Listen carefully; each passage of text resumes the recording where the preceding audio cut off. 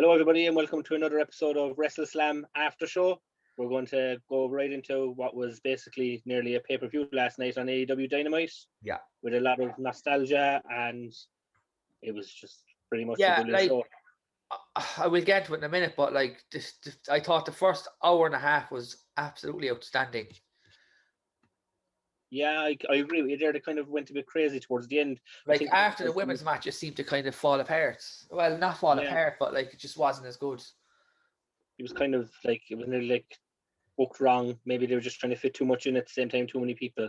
Yeah, because Cody Rhodes had a media call earlier in the day, and he was saying that they wanted it to be a proper go-home show tonight. Yeah. So it was really bar that small bit of a melee. You see that a lot, but other than that, it was a great show. Considering it was a go-home show, which main event is going to be Moxley versus Omega, and neither of them were on the show, and they weren't needed. Yeah, there was just a little video package. The promo was enough. Yeah, the promo package was enough. Yeah, I think sometimes people don't realize you don't need to be on it every week. Exactly. Vince and them seem to think we need Roman Reigns and them every week. He's good at the moment, but when we were all sick of him, he was still ramming them down our throats every week. AEW aren't doing that. They have a roster depth where there's a lot of people that you can portray in the main event.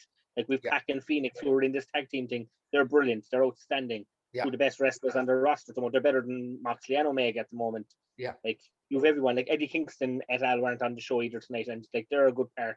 Yeah. Lance Archer, there's loads that they have that they can put back in. Yeah. But they have the depth. Yeah. You know what? This is probably my favorite Dynamite in at least 6 months, if not more. Yeah. Yeah, it was very enjoyable. I know somebody that went and flicked it on for 5 minutes because they were going watching it tomorrow, and they ended up watching the full show. Darren, he was up at 6 o'clock this morning. He just ended up watching the whole show over how good it was. Yeah. You want to get into it? Was that? Yeah, if we want to get into it there and talk about even the opening match shocked me. Yeah, I was actually, you know what, when I heard it was announced, I was dreading it. Yeah. But it shows he may not have promoted the match big time. Shaq, I didn't see much of him promoting it. They just used his name and that's all they needed. He didn't tweet about it. He didn't do this or that. But he seemed to put his heart into it. In fairness, I was very surprised by Jade. Because the first time we saw her a few weeks back, I was like, oh God, she's terrible. Yeah, I thought the same. I thought she was going to be useless. She pulled it off. Even Brandy Rhodes tweeted. Yeah. About her pulling it off the women carried the match. Cody didn't have to do much. I think he's carrying a bit of an injury, so it suited him to be in a tag match. Yeah. Shaq done a lot of things that he didn't need to do. I didn't think he. I loved it. I loved his interaction with the lads, he beating up his family. Yeah, beating up them, beating up the Rhodes family, and then also going through the table, which is something that you wouldn't expect a high-profile celebrity. Well, the thing is, he's going backwards, and he's 7 foot. Yeah. It was a dangerous enough spot, but he done it right. He looked good in the ring as well. Yeah, he did. Yeah, he really did. He did a nice kind of power. Yeah, he did a nice power bomb Brody Lee spot. Yeah, he done the tribute to Brody Lee as we saw, but it was actually just overall he was a lot smoother than I thought he was. He's smoother than some of the guys that are there. Wardlow is still a bit lumbersome. I think he's nearly better. Well, obviously he's going to get better because he's young and this and that, but you wouldn't have felt that he was out of place in the ring. Yeah, and then Jade picked up the win. Yeah, the right result because they didn't have the celebrity winning the match, even though his team won, because they're not going to have Shaq, they're one of the biggest celebrities there, lose. Yeah. But they also didn't have Cody pinned by him, which would have hurt Cody and it would have hurt the company. What I found hilarious is there's a lot of memes going around with Shaq. Oh yeah, then the Netflix one, and he's just that's how famous he is. Yeah, and then after the match, non-wrestling fans. After the match, something bizarre happened. He was put into an ambulance. Yeah, what was that all about? And then he was gone when they opened it. Yeah, what was that all about? That obviously there's something else going to lead down the way. I know a lot of people probably thought Big Show was coming out. Yeah, I thought they were going to do it, but then I thought afterwards, no, they're going to bring Big Show in for his first night and just do it properly, and eventually they'll have the two of them face off. Yeah. If you're putting it straight in, you have him with Cody, then you have Big Show coming straight for him in his first night. Yeah. And they haven't even explained what Big Show is there to do yet. Or Paul Wight. We can't really call him Big Show. I don't think Vince McMahon be. Yeah, he'd just be Paul Wight moving forward. No more BS, as his top says, which was a great play on words. Yeah, it was very, very, very good. It was a very good opener, and actually one of the better celebrity matches overall. Yeah, in fairness, it was because he looked like he wanted to wrestle. Yeah, but he did. Yeah, but we will see Big Show and Shaq, I guarantee you. Oh, surely they'll at least give us a stare down. Yeah. And hint at it, and then if it gets to people talking. Yeah. Then next up we had PAC and Phoenix versus John Skyler and they build this like on all the wrestling websites. Oh, this match has been added that they're facing a mystery team. Yeah. That made everyone think there was something going to happen. I thought maybe a team from Impact, maybe a team from anywhere really, like New Japan, and it just ends up being a nothing squash match. Two lads look very good again. Phoenix and PAC. I suppose like that just shows you that they actually have a chance of winning on Sunday. I think they will win on Sunday. Yeah. Unless there's a screwy finish, which could also happen.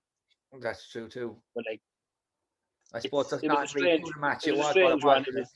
It was a filler match just to show that PAC and Phoenix are there and they're still the big boys, which two of them are outstanding in the ring like that. And then next up we had this. They did this a few months ago with Chris Jericho, like months and months ago. It felt like it's getting a bit strange. Like they're kind of just doing it for the sake of it. It's great when they do it because they get the funny bits. Like obviously we heard MJF calling Conrad Thompson a turkey tits. Yeah, he's done that before and something else as well. Yeah, and that's leading into it. And Chris Jericho then on Bischoff, and we had all the lads there. Then we had the Young Bucks and the Good Brothers actually helping each other, which usually the Good Brothers wait till the last minute to come out and help them because they're still teasing, that they don't want to be together. Yeah, I reckon they have to tease it out because the pay-per-view is not till May. Yeah, but I reckon they're going to have to team up to face the New Japan guys, so maybe they're going to build them up now as work together and they're going to be good because we know like the Jay White and them are probably going to come in when restrictions are lifted a bit more. I think so too. Yeah, I definitely. The United States at the moment are hoping to have almost their entire adult population vaccinated by May. Yeah, so they have like 20% done nearly. Yeah, but they have way more. They're after approving another one. So like if they have their population done, the Japanese stars are going to be able to go in there a lot easier. Yeah, because they won't need to isolate or quarantine because the place will be clean. Obviously, they'll be tested. But I actually thought the Young Bucks looked great here. This is probably the best Young Bucks promo I've seen. Yeah, they were very good on the mic. They looked good. They weren't. I know they done their flip at the end through the tables, but you get over that because it was meant to be overkill. Yeah, but they don't seem like this teenage boy band act, which they've kind of done for a long time. Like I always liked them, but I never saw them as a main event. Yeah, I was the same. This match now feels like they were brilliant, but I know they weren't. Yeah, for the tag titles, like, but it feels like an actual main event. It's like it's something like a main event to show. There was a funny line though when he said if AEW didn't exist, that you'd be jerking the curtain at the Performance Center. Yeah, that was a low blow for. I'd say Jericho wanted to laugh at it, but he actually couldn't. But like it's not true. Like Jericho obviously wouldn't be. He'd be a main star if he was in WWE. But yeah. I know the feud is filler anyway. Like they're not going to lose. Oh yeah, it's just building up to everything. But it's a good feud. There's nothing bad about it. They could be in there doing a lot worse. But this thing felt like a rematch of the Jericho and MJF. Yeah, I think they kind of ran out of material. Yeah. Like obviously it's all leading to Sammy Guevara coming back. And is he going to come back and feud with the lads, or is he going to come back and help Jericho and MJF eventually and say he's all the light? We don't know. Yeah, he could do. It's true. Yeah, so overall, I actually enjoyed the segment. It was good. Yeah, even though it was a bit rehashed, it was still good. I suppose the Young Bucks made it that extra bit, I suppose. Mm-hmm. I suppose next up then you had Tully and that tag 6-man tag with FTR and Jurassic Express. My favorite part of the night, actually, in fairness. Yeah, but it was great to see JJ Dillon. Yeah, before we start with the match, there was the sad news that Jim Crockett Jr. died yesterday. Yeah. And then we got the great tribute. But as you were saying to me, we were chatting about it. You were saying that Conrad Thompson owns those belts. That I know he owns those belts. Yeah, he owns everything. But it was great to see like JJ Dillon coming out and them wearing the original belts, which was a touch for Jim Crockett, as we saw. And even after the match, before we get into the match, Arn Anderson coming out and doing the 4 to the lads. Yeah. Because obviously JJ Dillon and Tully would have been original horsemen. Yeah. But watching the match for a fellow who hasn't wrestled in 30 years. Yeah, I love his little dance that he does pretending to dive to the outside. Oh, that was brilliant. But like even his slingshot brainbuster and all that, like that was For a 67-year-old man. It's crazy to think that he's fighting before Tessa's back in the ring. Yeah. I don't know, will she ever get back into a big company? Yeah, she's got too much baggage. She's never going to get into AEW now because they have a partnership with Impact and they saw what she done at Impact. Yeah. The only place that's left for her is WWE, and I don't know, will WWE take the risk on her? She might go to Japan once Japanese won't touch anyone like that. That's the thing. True. WWE know they have such a talented women's roster, they don't need her. That's the problem. But overall, right, just going back to the match was very good. Yeah, I was shocked, as I said, how good Tully was for a fellow. He hasn't wrestled in almost 30 years. Yeah. Obviously, he's clear to wrestle because otherwise he'd have been just standing on the outside. I actually had a feeling that I thought this match would be on the show Sunday. Yeah, but I'd say then they probably didn't want it because there's so many matches on the show. Yeah. So many matches already. It's such a big card, and they'd have to take something else away. Already we have Thunder Rosa's matches only going to be on the pre-show. So what other match could you take off the main card to put onto the pre-show? It's hard to call. Yeah, there was actually something that when I thought about it after the show was over, there was something that really bugged me was because they did this twice. We'll talk about the other one later, but there was a hooded man kind of hit. Yeah. They did it twice. It was strange. But we knew it was going to happen. We knew that Sean Spears was coming in as a member of them because he's Tully's other guy, and there was always talks that he would come in as a member of the Horsemen with them. The other talks is to make up the 4 that they're going to have Cody Rhodes join them and leave the Rhodes family, or leave the Nightmare family as it's called. Eventually, maybe. Months ago, the talk was that he was going to be a member of the Horsemen, which would be, basically to turn him heel and say a big FU to his old man who hated the Horsemen and all that. Yeah. Which, it's a good storyline because then you'd have them against the Nightmare family. I know. Yeah. And that could lead to the match. That could lead to the match beyond, as they're always on about. Yeah. So would the match beyond who they face? The Nightmare family aren't a big enough family to be facing Cody's team in that. Yeah, that's the thing. Yeah, true. When you break it down, you have Dustin Rhodes and you have QT Marshall, but other than that, who are they going to put in there? Billy Gunn, yeah. Billy Gunn. Unless they team up with another tag team to face on them, we don't know. We'll have to wait and see. Yeah, that's true. But overall, the match was good, and I actually like Sean Spears. A lot of people don't.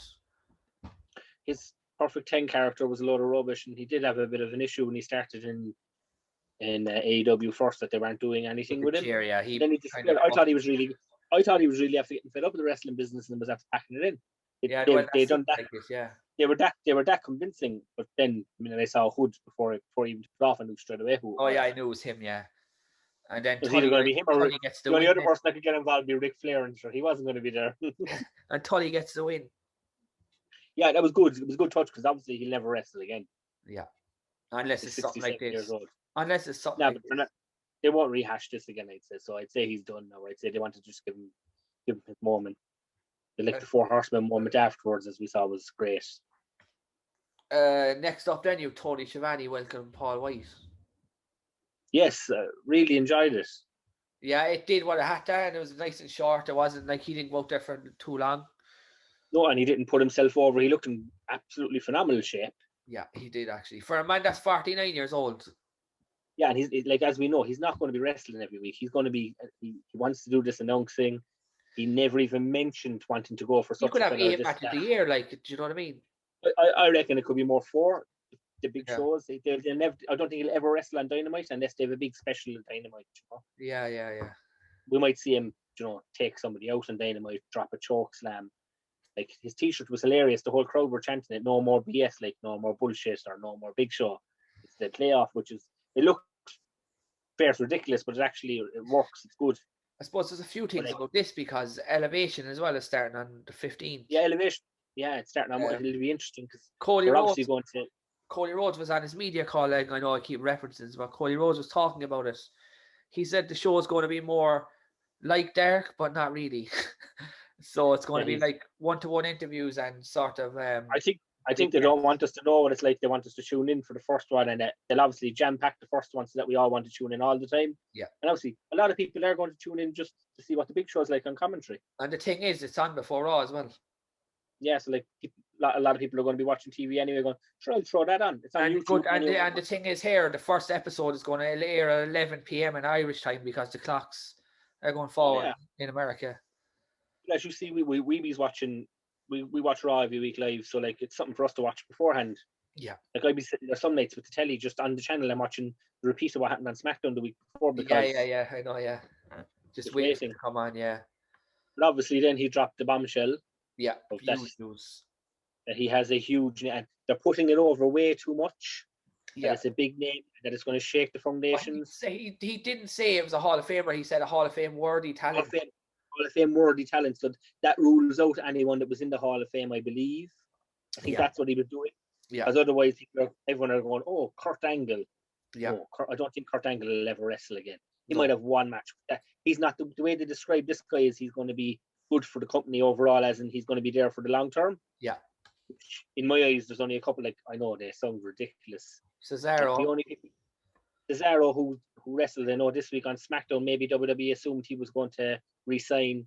We'll know a lot more about that tomorrow night, if Cesaro is not mentioned whatsoever.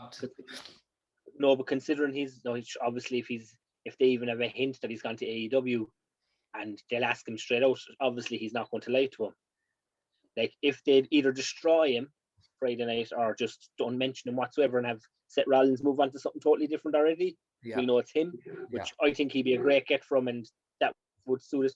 The only other names it could be fellas that would rock the foundations would be a John Cena, CM Punk, or a Brock Lesnar. Yeah. Basically. We know two out of the three of them are definitely not under contract, which are CM Punk and Brock Lesnar. Yeah. And there was a lot of rumors last year that Cena's contract was up. Yeah, that was last year, just after Mania, the rumor was. And if you notice, we haven't seen him since WrestleMania. Yeah. Yeah, so, true. Like if he went there, I would be gobsmacked if John Cena would join All Elite. Everyone are saying there's zero chance. We have to remember he's on a TV show that's belonging to Turner on one of their networks. Yeah. He's also in these movies, the DC movie. Is it the DC movie? Yeah, Suicide Squad. Yeah, and that's belonging to them. That's linked in with Warren Media, like so. Yeah. Never, as we said, we all thought Big Show was a WWE guy for life. That's it. Exactly. Hopefully, now Sunday night, this is a moment. I'm actually, you know what? I'm actually going to try and avoid the dirt sheets because I kind of want to be surprised. I don't think anyone's going to get this one. No. Revolution is actually on live because they have fans. Yeah, it is. Yeah, so but it's not going to be taped. Yeah. So I don't think they're going to give this one away because I think they want this to be their Lex Luger moment. Like we all had an idea Moxley was going to show up there when he showed up. We did, yeah. We knew that, alright. We kind of thought there was when they were announcing their big names and that rally before they ever. We thought there was a chance they had a Chris Jericho. Like I watched that 8 or 9 hour long show that day on YouTube. Yeah. We all knew there was always going to be a chance that Chris Jericho would show up there because he is that kind of guy. Yeah.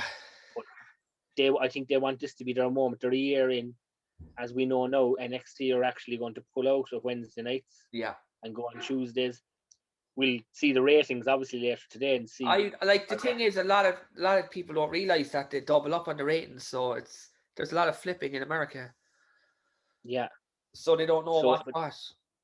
Yeah, so I reckon AEW could have destroyed NXT, and I reckon 900 and something thousand to 700. I reckon they'll break the million.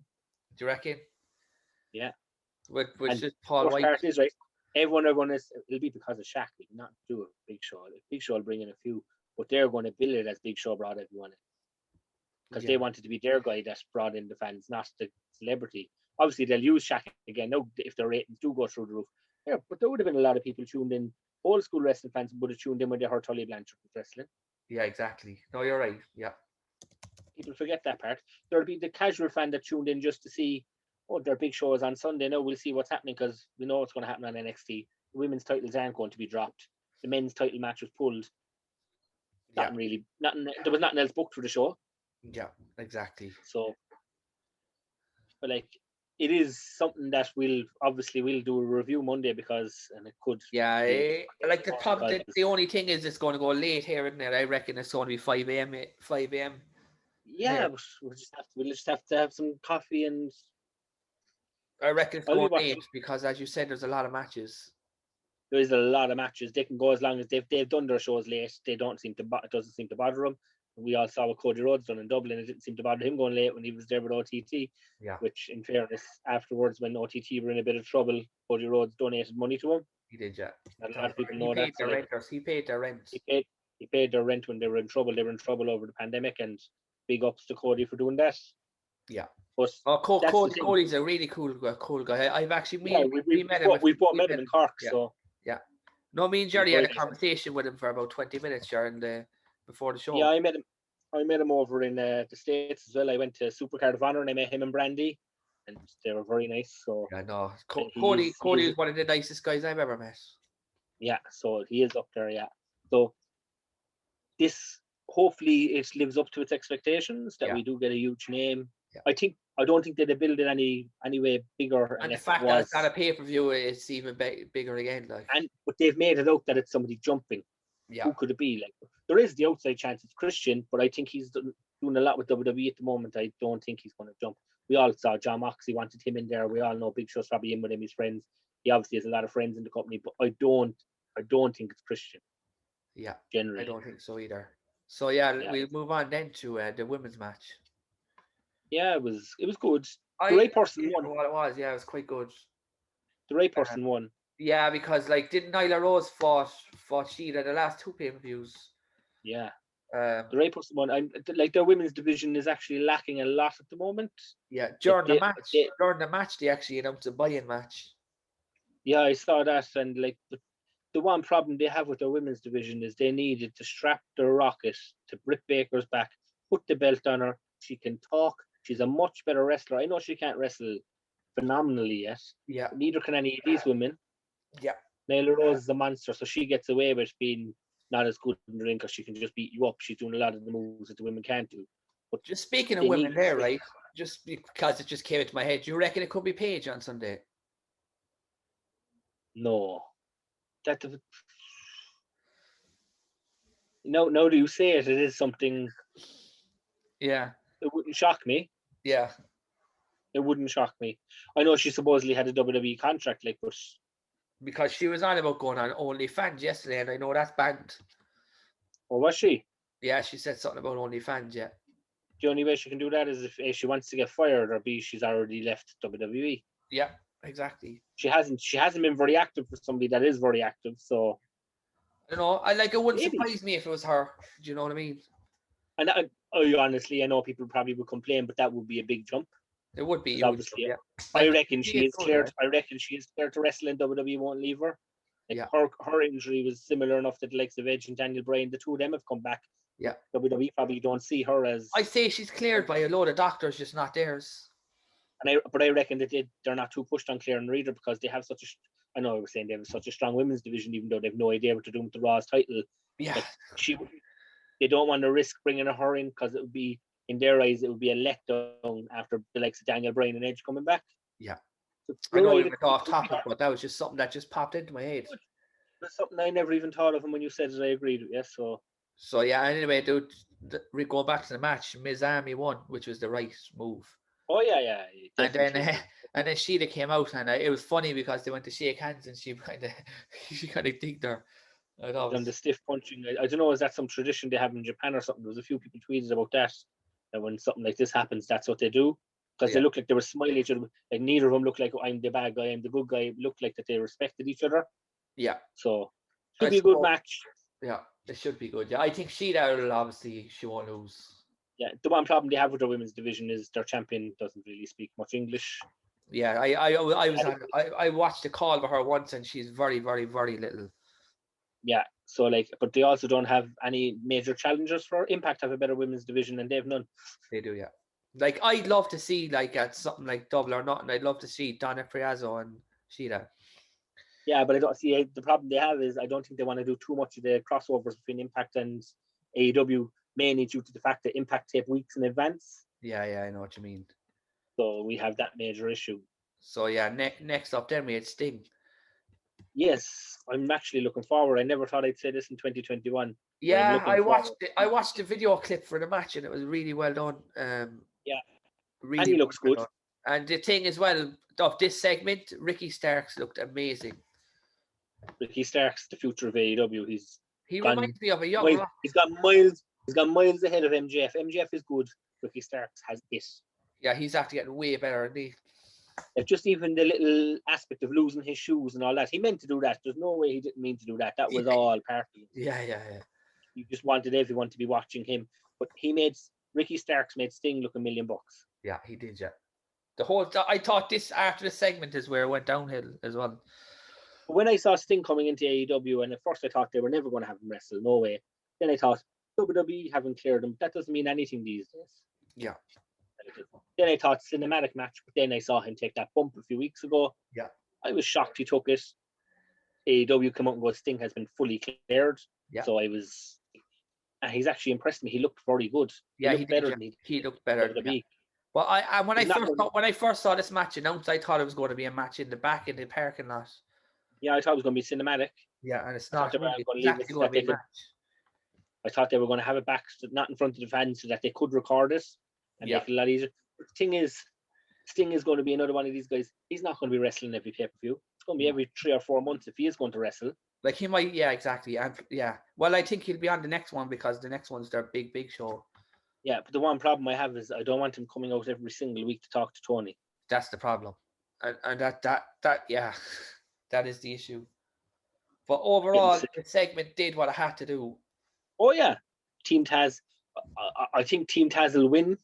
I think they'll beat Sting. Do you reckon? I know everyone is saying, "Oh, bringing Sting in to lose," just like WWE. Sting won't get pinned. Obviously, it'll be Sting won't be pinned. It'll be Derby. WWE brought Sting in. They buried him with Triple H. Yeah. By having Sting lose to Team Taz, it's putting over Team Taz, which is a lot of young, hungry talent. Yeah. They could lose by shenanigans as well, like because there's 4 members of Team Taz. Yeah. So we shall see. We'll see. I hope Sting loses, not for the fact I don't want him to win matches. Yeah, I know what you mean. Team Taz need it more. Team Taz need it more than Sting and Darby Allin, because Darby Allin has the belt. He can lose this match, and then they can have an automatic challenger again in Ricky Starks. Exactly. That's it. Exactly. They can have him win by. You could have Powerhouse Hobbs annihilate him, and then Starks pins him. You could have anything like that with Sting being held back by the other 3. That's the way they could do it. Like, actually, what is your thoughts of Powerhouse Hobbs? I think he's going to be huge. He's going to be good. I don't know will he be able to talk. That's the problem. Yeah, he could be like a Brock Lesnar though. Yeah, we'll see a lot more in the next. If he develops fast, I think that's where they put him with Taz, because Taz can talk for months. Yeah, that was their best decision while he's training himself up, and obviously he'll learn as he's going along. Yeah, I suppose then the next match is the qualifier for the ladder match. Me and you were talking about that little kid has kind of gotten a bit much. I was talking to other fans, like I know, especially over in America, they love all this rubbish, and nothing but respect for Brody Lee and all this, but his child shouldn't be on television every week leading a faction. Yeah, it just looks ridiculous. It looks ridiculous. If I wasn't watching live and I turned on the television and I saw a child leading these fellas out, giving out to them and hitting them with kendo sticks, I'd fast. It was grand the week or 2 after Brody died and doing it. Like, I'm not trying to be bad saying it. Like, I know. Yeah. You can't have a 10. Is he 10? He's 9 or 10. He's 9 or 10. Yeah, you can't have him out every single week. It's wrong that it is. It's taken away. I don't know how anyone can take it seriously. Yeah, it's very tough to do, guys. Watching Matt Hardy walking past him, shouting at him. Like, usually when a faction are feuding, Matt Hardy should be able to take out that person. He's not going to be able to hit a 9-year-old. Yeah, exactly. So, like, yeah, all credit to him. They're really looking after his family. But they need to take the child off television. Yeah, and I suppose this match was nothing really, but it was again what I on about earlier. It was another guy in a hood that just. Yeah, but it was made to put over this whole Matt Hardy's taking out all the Dark Order, which is a good idea. Yeah, I think that if they could have done it differently, he paid your man up on the stage and all this. Yeah, I don't know. Is it going to lead to Hangman Page fully joining the Dark Order? I don't know. I think he's wasted in that role though. Yeah, but the best thing for him might be to join them right now for a while, because it might get that child off television if he's leading them instead. Yeah, true. But overall, they don't have a leader. It was ridiculous, and then all the fellas come down to the ring afterwards. There was about 200 of them in the ring. Not one of them got music, and then PAC and Phoenix got their music. So that makes me think that they're going to win the match. Yeah, I'd like to think they would win the match, to be honest. Yeah, but they're the only team. They're the only team in it I want to win. Yeah. Yeah. Like, obviously, we have Matt Hardy facing Hangman Page at the pay-per-view. Yeah. That's another match that'll probably end in a screwy finish. Yeah, definitely. I reckon Page wins. Yeah. Could he win with interference from an old friend of his who was meant to join New Japan? He could. You never know.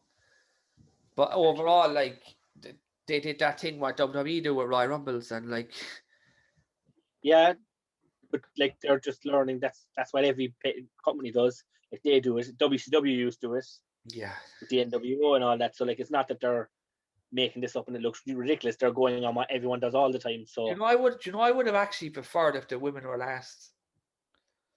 I preferred if even Sting was last or Big Show was last. Anything, but Yeah, like it was. it was just an average match you probably would have saw in Derek. Yeah, and it didn't seem like a main event. No. But yeah, but like, overall, probably yeah, my favorite episode of Dynamite in a long time. it's Really, definitely it does build into the show. Well, I forgot about when Chris Jericho was out in the ring and he was naming how MJF is his favorite tag team partner and his best, saying that he teamed with Paul Wight and he also teamed with Dwayne Johnson, and MJF is better than both of them. Made me laugh. But another thing, as we said, we're on about this guy coming in Sunday.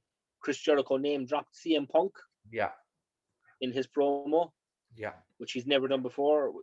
Maybe he was, putting something out there. Yeah. We'll see. But as Big Show said, it's somebody we never thought. That's not who we think it is. Yeah. That's why it makes me think not CM Punk. That's why it makes me think it could be, I know you were saying Page, but it could be a huge shock. It could be a John Cena. I hope it is. I genuinely, for the sake of wrestling in general, I hope it's a huge get. If it's a huge get, it will really kick off the wars. Yeah. And the fact that they're moving to Tuesdays means WWE will counter-react somehow. What they do on a Wednesday, there's nothing they can do on a Wednesday. That's the problem.